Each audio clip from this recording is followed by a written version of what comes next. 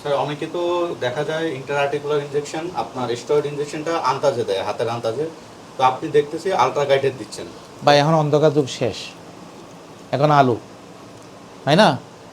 এখন এই যে নিডলটা আমি এখানে আসলাম, এটা হচ্ছে আমার ইনফ্লামেটরি এক্সিটিউয়াল সাইনোভিয়াল ফ্লুইড, আমি ওই জায়গায় দিলাম, তাহলে ঠিক মতো জায়গায় দিলাম। এখন আমি যদি আন্দাজ মানে এখানে যাবে, ওখানে বনে আসে চিল্লাবে ব্যথার জন্য।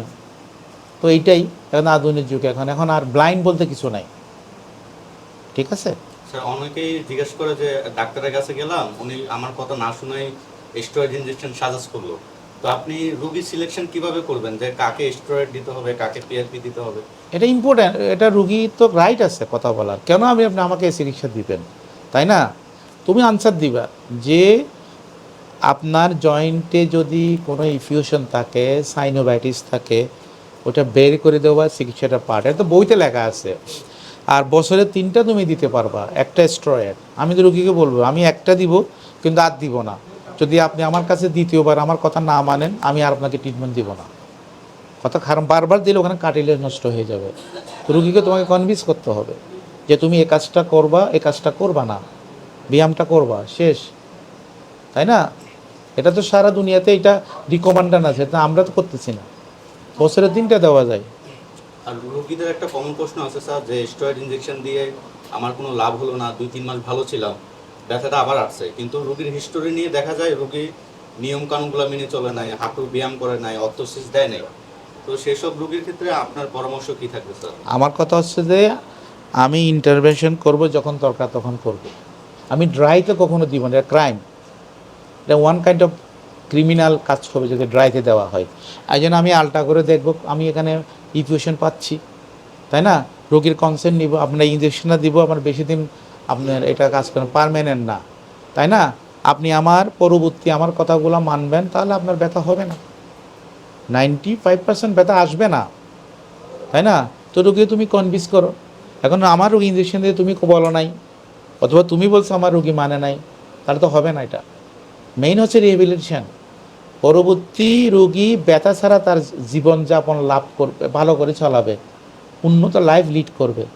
সেটাই তোমাকে অবশ্যই আগে আগে রোগীর কাউন্সেলিং করতে হবে যে আমি ইঞ্জেকশন দিচ্ছি সত্য একটা, এটা আপনার ব্যথা কমাবে, কিন্তু আপনি আমার কথাগুলো মানতে হবে আপনাকে।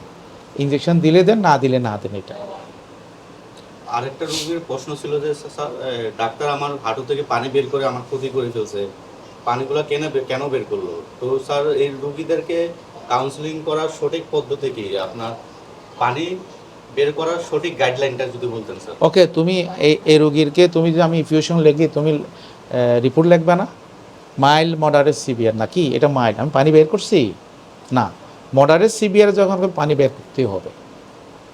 ওটা ওটা থাকলে তোমার আল্ট্রাসাউন্ডে আরও উল্টা ক্ষতি করে, তাই না? তো রুগীকে তুমি বোঝাইতে হবে এটা,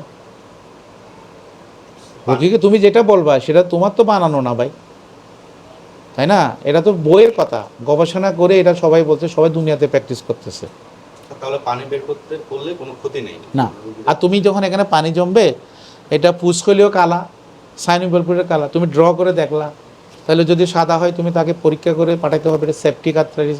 ওটা ট্রিটমেন্ট তখন হাসপাতালে ভর্তি করাইয়া তোমাকে আইভি অ্যান্টিবায়োটিক দিতে হবে, না হলে তো রুগী তো সেপটিসেমিয়া হইয়া রুগী মারা যাবে, সেলুলাইটিস হয়ে পরে অপারেশন করে ঠ্যাং কেটে ফেলতে হবে।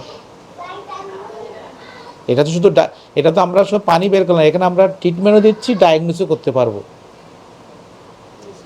স্যার পানি যেটা বের করা হলো, এটা আবার জমার সম্ভাবনা থাকে কিনা? হ্যাঁ, যদি অস্ট্রিওআর্থ্রাইটিস হয় তুমি রোগীর যদি ভালো করে এডিএলগুলো বোঝাই দাও, যেমন তার ভবিষ্যতে আর একটু একটু ব্যথা হচ্ছে, সে 2-3 সপ্তাহ সাবধান হয়ে যাবে, বেশিক্ষণ একটানা দাঁড়ানো বা ঘন ঘন সিঁড়ি ভাঙানো, তারপর নিচে বসে হাঁটু ব্যান্ড করে প্রলং কাজ করে, এগুলো করবে না। দু একটা প্যারাসিটামল, আর এরকম পানি জমবে না, এটা আমার জানা মতে। আর এক্সারসাইজটা করবে, তাই না? আর আরেকটা কথা আছে তোমার, এটা আর্থ্রাইটিস তো পানি তো এমনি জমে নাই, বিভিন্ন রোগের কারণে আর্থ্রাইটিস। যদি রিউমাটয়েড আর্থ্রাইটিস হয় সেক্ষেত্রে এডিএল মানলো আবার হবে। তো সেখানে তোমার ডিজিজ প্রসেসটাতে এটা তো লাইফ লং, রিউমাটয়েড আর্থ্রাইটিসের লাইফ লং, এটা প্রোগ্রেস করবে, গুইরাগুলোকে নষ্ট করবে। এই জন্য আলাদা কিছু আমরা ওষুধ দিই ব্যথার ওষুধের পাশাপাশি, ওটা না দিলে তার এটা পানি বারবার জমবে। এই জন্য ডায়াগনোস ভেরি ইম্পর্টেন্ট, এটা কি অস্টিও আর্থ্রাইটিস না এটা কি রিউমাটয়েড আর্থ্রাইটিস। রিউমাটের আর্থ্রাইটিস হলে রোগীকে দীর্ঘমেয়াদী বাতের ওষুধ দিতে হবে।